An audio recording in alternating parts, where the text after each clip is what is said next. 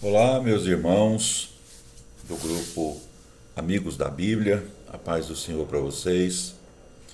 Vamos para o dia 5. Hoje é 10 de setembro, a leitura é Mateus 10 e 11. Vamos então aqui analisar o capítulo 10 e o capítulo 11 de Mateus. O capítulo 10 de Mateus, ele encerra a sessão que é o capítulo 8 até o 10, onde Mateus está provando que Jesus é o Messias, relatando o seu grande poder para operar milagres. No capítulo 8 e 9, Cristo revela o seu poder por meio de milagres que ele realiza. E já nesse capítulo de número 10, ele vai enviar os seus discípulos para realizar milagres sob a autoridade dele e também pregar o evangelho do reino.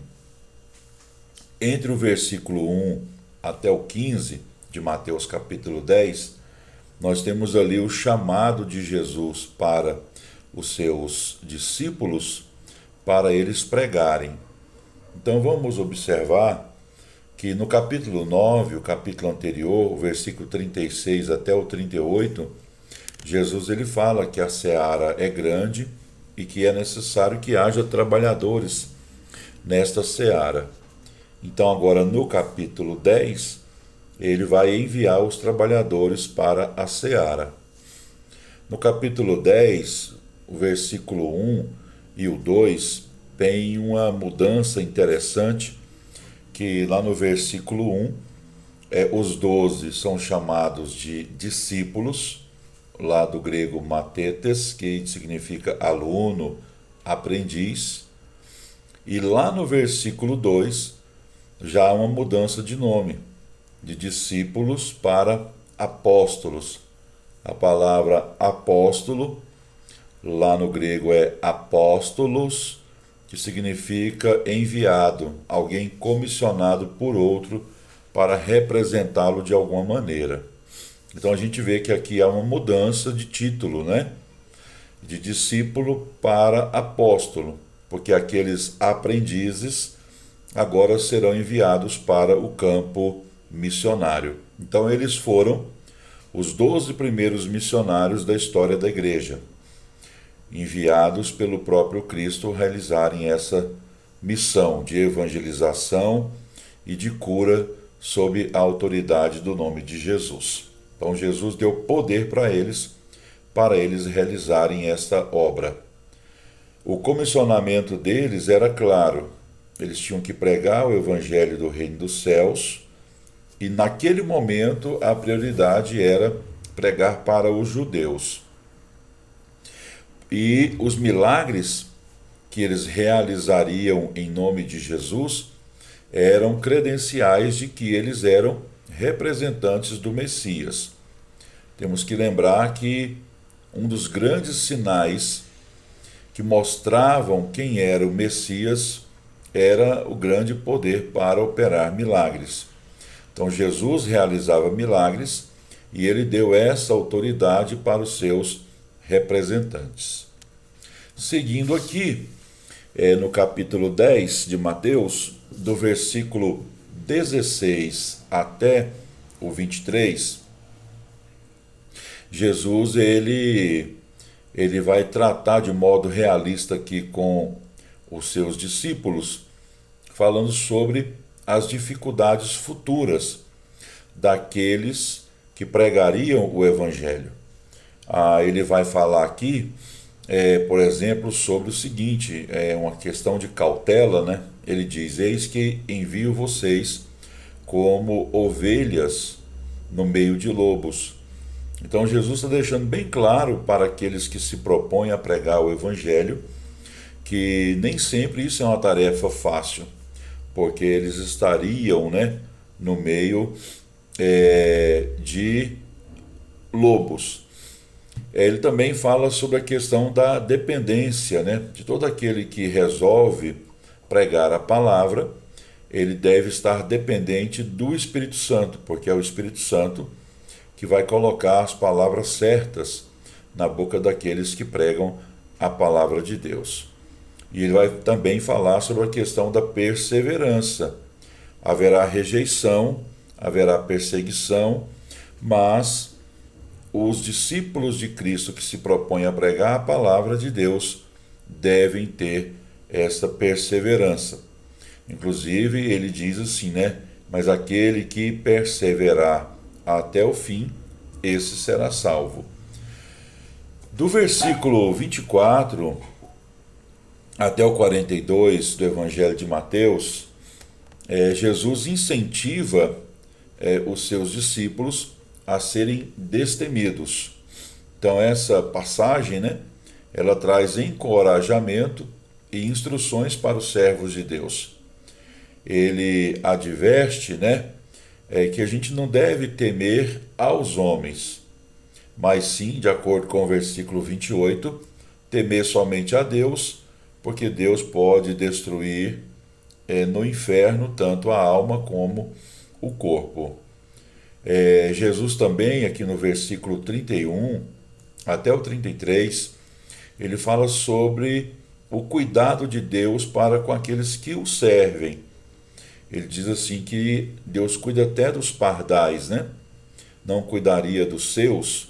Então, os discípulos tinham aquela preocupação porque tinham largado tudo para servirem o mestre. Então, o mestre agora diz para eles que o Pai cuidaria deles. E há uma questão interessante também aqui, que é entre o versículo 34 até o 39, onde Jesus fala que o Evangelho é, dependendo da situação, um divisor de pessoas. Há alguns casos em que a pessoa deve escolher entre servir a Cristo ou manter relacionamentos entre parentes ou entre amigos. A última opção, né? Ou a opção, melhor dizendo, daquele que serve a Deus sempre tem que ser por Cristo. E Jesus diz ainda, né, que há uma cruz para que o cristão se carregue.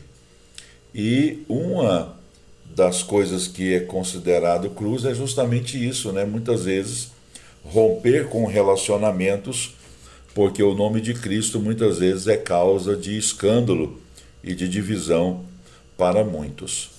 E nos versículos finais de Mateus capítulo 10, que são os versículos 40 até o 42, Jesus deixa bem claro a importância, né, daqueles que o servem.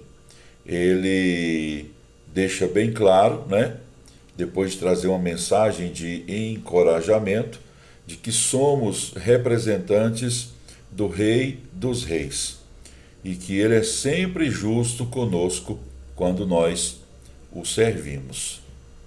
Então agora vamos para Mateus capítulo 11. Aqui em Mateus capítulo 11 há uma mudança no ministério de Cristo a partir da forma como Mateus o apresenta. Do capítulo 1 até o capítulo 10 de Mateus, Mateus estava revelando Jesus, né, como Messias. Já a partir do capítulo 11 até o capítulo 13, Mateus deixa bem claro aqui que começa a surgir uma rebelião contra o Messias. Então, nessa sessão, que é o capítulo 11 até o 13, a gente vai estudar justamente sobre isso. Hoje, nesse vídeo, vamos falar apenas do capítulo 11. Então, só para exemplificar, Cristo havia sido anunciado por João. E no capítulo 11, do versículo 1 até o 19, prenderam João Batista. Cristo havia feito vários milagres. No capítulo 11, do versículo 20 até o 30, ali nós temos cidades que recusam a acreditar em Jesus. Jesus Cristo havia anunciado os seus princípios. E lá no capítulo 12, que a gente vai estudar depois, os opositores discutem com Cristo sobre esses princípios. Cristo havia se revelado, né, quem ele é como o Messias, mas os opositores dizem que Cristo trabalha com Satanás. Isso a gente vai ver também no próximo vídeo, que é o capítulo 12, versículo 22 a 50. Então o que a gente tem aqui? Capítulo 11, 12 e 13. As pessoas se rebelando contra Jesus, o Messias. E o que acontece então? A gente vai ver mais à frente, do capítulo 14 até o 20 de Mateus, Jesus ele vai se afastar da nação e olhar em direção à cruz, né? E isso mais tarde vai se tornar uma rejeição nacional declarada. Então vamos observar aqui que no capítulo 11, do versículo 1 até o 19, nós temos uma explanação a respeito de João Batista. Do versículo 1 até o 3, nós temos aqui uma pergunta importante para a gente analisar. João Batista estava preso, já tinha algum tempo, e ele então enviou alguns discípulos até Jesus para fazer uma pergunta para Jesus, né? Ele pergunta: és tu aquele que estava para vir, ou havemos de esperar outro? Então a resposta para esta pergunta está centrada nessa expressão outro. Porque no grego tem duas palavras para outro. Uma significa outro do mesmo tipo, que é a palavra grega alon. Ela aparece ali quando Jesus diz que ele vos dará outro consolador, lá em João 14,16. Ali é a palavra grega alon, que é outro do mesmo tipo, outro da mesma essência. Mas existe uma outra palavra grega para outro, que é a palavra heteron, que é outro diferente. Então João, ele usou essa palavra, Mateus usa essa palavra quando diz: és tu aquele que estava para vir, ou havemos de esperar outro?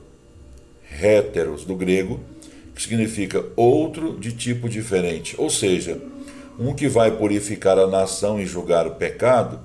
Por quê? Porque João tinha apresentado Jesus como aquele, né, que traria um tempo de julgamento e também de purificação. A gente pode ver isso lá em Mateus capítulo 3, do versículo 7 até o 12.